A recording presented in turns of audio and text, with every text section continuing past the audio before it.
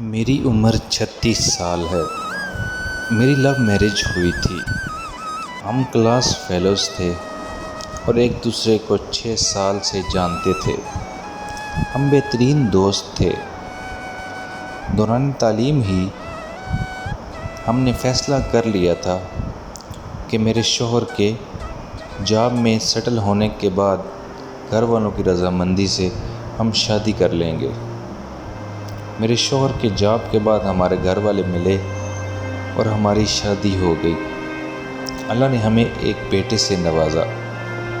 مجھے کالج کے زمانے سے ہی اندازہ تھا کہ میرے شوہر مزاج کے تیز ہیں، انہیں غصہ جلدی آتا ہے، لیکن ساتھ رہنے پر اندازہ ہوا کہ جب بھی انہیں غصہ آتا ہے تو ہمارا ہمیشہ جھگڑا ہوتا ہے۔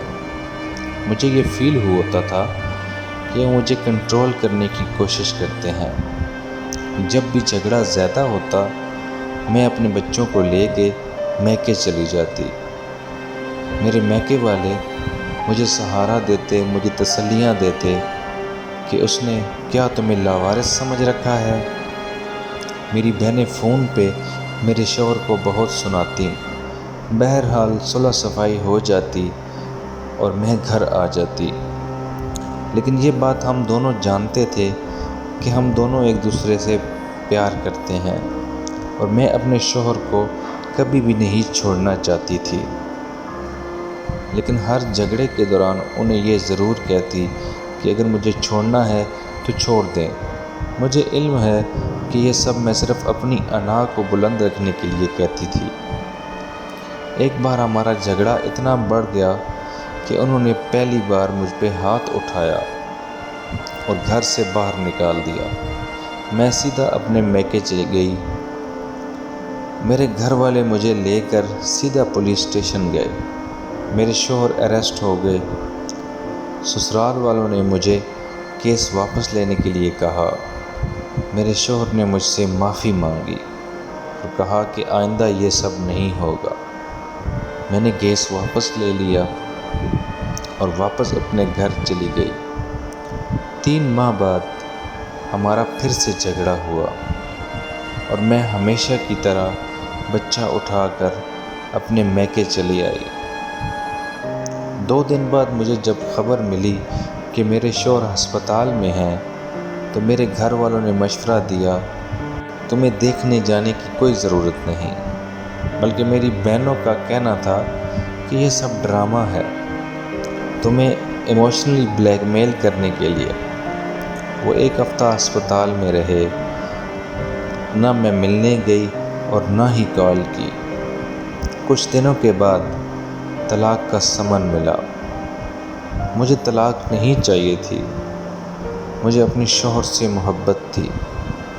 میں اپنا گھر خراب نہیں کرنا چاہتی تھی، لیکن میری انا آڑے آ رہی تھی۔ مجھے لگا کہ طلاق منع کر کے میں نیچی ہو جاؤں گی۔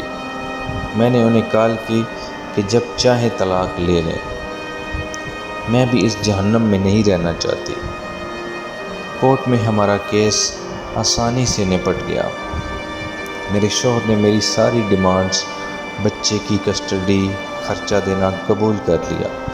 ان کا کہنا تھا کہ وہ میری سب باتیں ماننے کے لیے تیار ہے، انہیں صرف طلاق چاہیے۔ اس طرح میری طلاق ہو گئی۔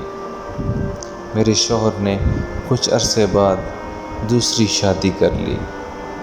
ان کے بچے بھی ہو گئے، لیکن میرے بچے سے ملنے اکثر آتے ہیں، اس کی ہر ضرورت کا خیال رکھتے ہیں۔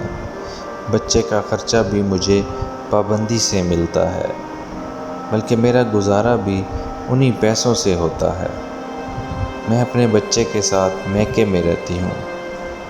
میری تمام بہن بھائی اپنی اپنی زندگی میں خوش ہیں۔